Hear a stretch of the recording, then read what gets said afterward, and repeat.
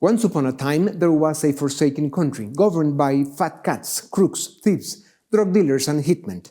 To maintain appearances, the owners of this dark circus called upon the people to vote in an election that, instead of being free and transparent, brought the same traps and lies that have governed it for the past 15 years.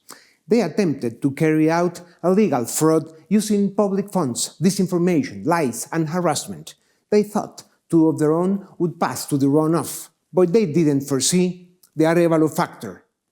Even the most daring and mafia-like hunter lets the rabbit escape, and so the citizens, especially the young, who are the majority, voted for the only respectable candidate that remained unbroken to prevent the consummation of a criminal state.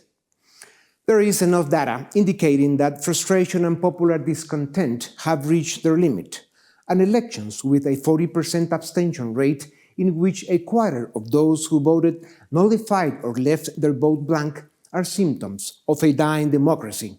But the circus's owners are oblivious. Corruption, incompetence, institutional decay, drug trafficking, and candidates disqualified for being troublesome to the regime cause a protest vote that will choose the next president, a president who will find two branches of government serving the circus's interests rather than the duties of a democratic republic and the rule of law. I have spent 44 years as an activist, gaining more enemies than victories while striving to build democracy, the rule of law, and freedom. Today, I briefly return to reflect on how a poorly governed small nation, where those who have caused its destruction are pretending to perpetuate themselves in power, is finding an alternative path to fulfill its aspirations. The battles to come will be formidable, but the citizens are awakening. The people demand change. The first one is to restore prestige and decency to politics, honor and respect to the affairs of state.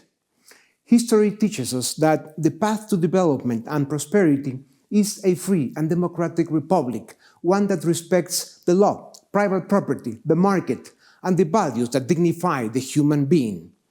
Latin America needs to rebuild its politics. The groups currently governing it will only bring poverty and sadness. Latin America yearns to once again be a group of nations that live in democracy and freedom, and thus capable of respecting themselves. Suscríbete y nos ayudas a defender y a promover los valores de la libertad.